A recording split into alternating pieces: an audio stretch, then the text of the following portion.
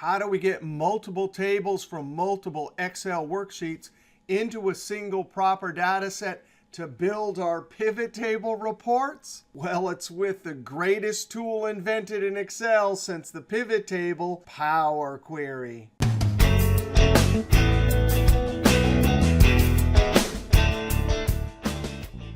Here's our allocation table for the business division, the arts division, the science division, and the math division. We have the teachers department and academic year. There's the allocated stipend. These are the amounts that are withdrawn, and that's the final amount. Now, the requirement for this project is that this is the form we want to use to track these. But what we really need is all of these individual tables in one proper data set, and then we can build our 1, 2 reports showing various aspects of those allocations and usages.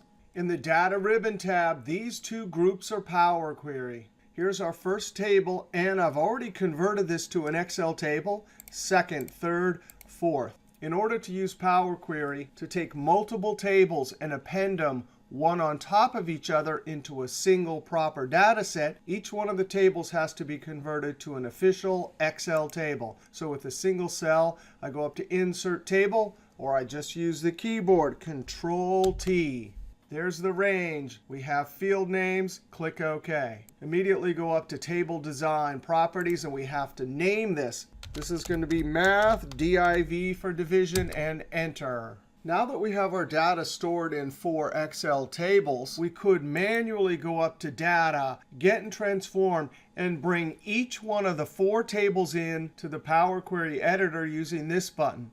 Then we would manually append all 4 tables. But there's a better way. There's a Power Query M-code function called Excel.CurrentWorkbook. Now, if we invoke this function, it will look through the entire Excel workbook and import all Excel tables and also all defined names, print ranges, and filtered ranges. Now, our Excel workbook only has Excel tables, so this is perfect. Now, I do have another video that shows you how to deal with all of these different objects if you want to check it out later. Now, it doesn't matter which sheet is selected. We want to go up to Get Data, drop down from Other Sources, and we need to open up a blank query. This is the Power Query editor. We come over and name our query. I'm going to name it something like All Tables into One, and Enter. Now we come up to the f of x formula bar, equal sign, and we type Excel.CurrentWorkbook,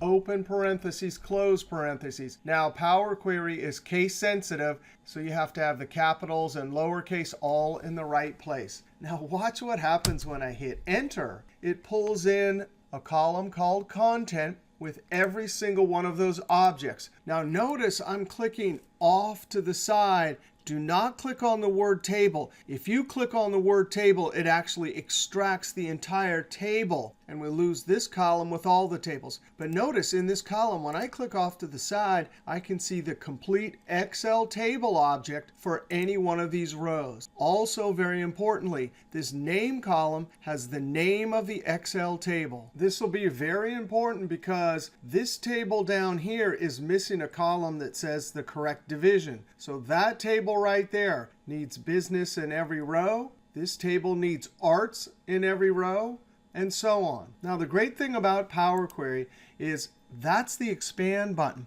When I click that button, it'll take all 4 tables, append them into a single proper data set, and properly repeat the Excel table name for every row. So when we click the expand button, here's all the columns. We do not want content and name to be part of the resulting field name, so I uncheck Use Original Column. When I click OK, I have exactly what we want. All of the columns for all of the tables, and there's our name column. It added this step right here, Expand Content. We need to add a few more steps. I'm going to select Name. Up in Home, Transform, we can click Replace Values. I'll type Find DIV, replace with nothing, click OK. Now we have the business division name repeated for every record from the business table, the arts table, and so on. There's an added step. Now, before we can load this as a proper data set, we have to go through each column and check the name and the data type. Now this one right here should be called division, so I'm going to double click and type division and enter. We click the data type icon and make sure for each one of the fields that we have the correct data type. Text is fine. Now I'm going to select amount left, scroll over all the way to stipend, hold shift, click. All of the field names are correct. Now I want to change the data type for each selected column, so I right click, change type, and we want decimal number. We can see the icon for each. Now we can scroll over, click year, hold shift, click teacher, right click, and this should be data type text. All the columns have the correct field names and data types. There's our steps.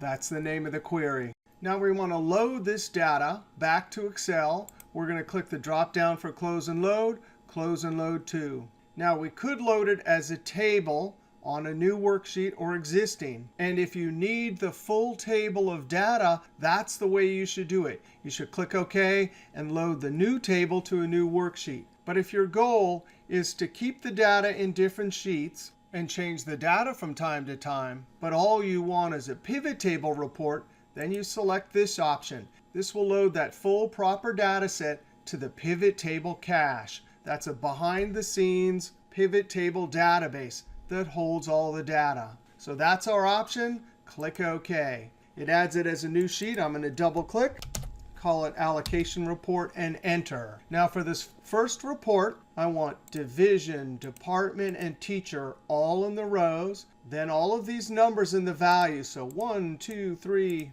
all the way down to amount left. I can see them down here. Now in our tables over on the blue division sheets, each record over there is a unique teacher. So right here, we're not really doing any aggregate calculation. But when we get to the department total and division total, that's where we're making our aggregate calculation. Now we could collapse, right click, down to expand and collapse. I'm going to collapse the entire field so we can see any one of the detail for the teachers. Now let's go over to one of the divisions. I'm going to go to business, and we're going to change one of the numbers.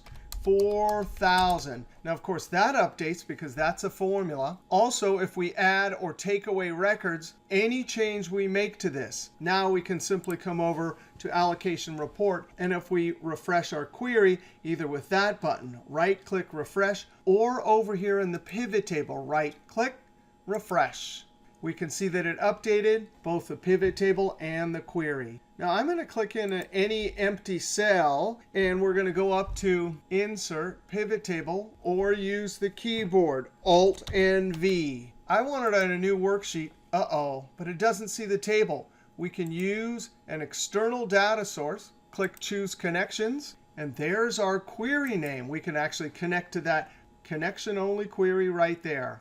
I can click Open or double click. There's the connection. Now I click OK. We have a new sheet. I'll call this %usage, division, department, teacher. We're going to only use stipend and amount left. We can see the beginnings of our report, but I need a column that will compare as a percentage the amount used for the allocated stipend. So we come up to Pivot Table, Analyze, Calculations. The drop down, we want Calculated Field. The name of this new calculated field, %usage. Our formula, backspace. I'll double click amount left. I can see it up there. Divided by stipend. There's our formula. Click OK. Right click, number formatting, percentage, click OK. And so now we have 2 reports, all based on 4 individual tables that we mashed together using Power Query and loaded directly to a pivot table cache. Now, if you like this video and learned something, click that thumbs up, leave a comment, and of course, subscribe. All right, if you want to learn more about Excel.CurrentWorkbook, check out this video. And if you want a full introduction to the amazing Power Query, check out this video.